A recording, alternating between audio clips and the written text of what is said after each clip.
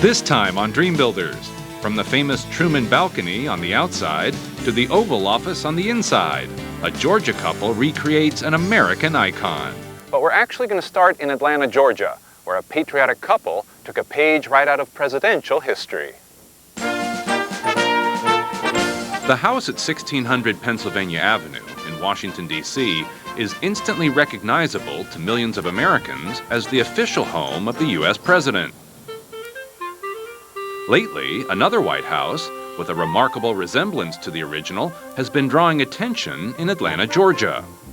From the replica of the famous Truman balcony, to parapets with balustrades that ring the roof, to the imposing columns at the front entrance, this scaled-down version mirrors the president's house in large and small ways.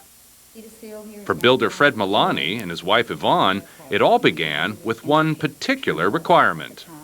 I just wanted a house with columns.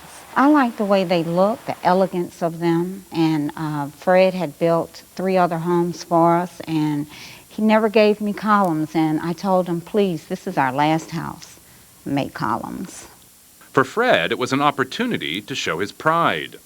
I'm originally from Iran, and I came to study here, but I'm American citizen. I love this country. I'm proud of this country, and especially the White House. They decided to replicate the exterior, starting with the large rectangular shape, and copying details like the alternating arched and gabled window pediments at the front of the house, and the rounded corners in the back. Inside, the Milanis wanted an open but homey feel.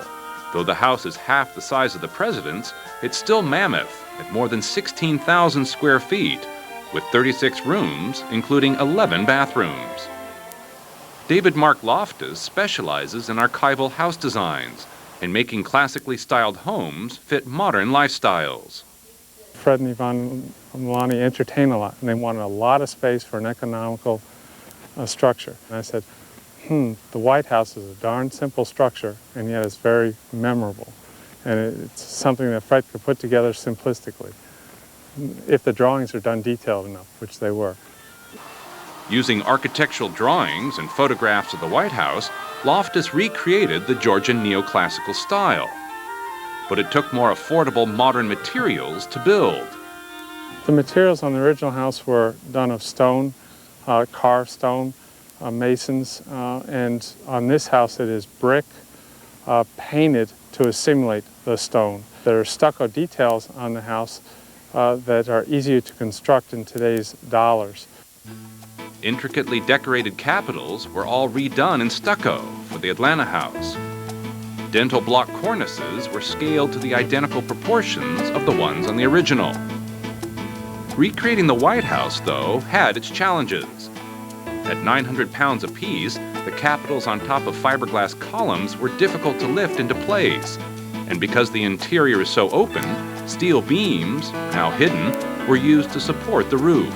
The I-beam, 1 foot of it, it was 311 pounds. It was very heavy and very tall, and we had a special crane. And the foyer's 30-foot wide dome was so unwieldy, it had to be assembled in sections. The dome, like the rest of the interiors in this southern White House, reflects its First Lady's desire to suggest the grandeur of the original.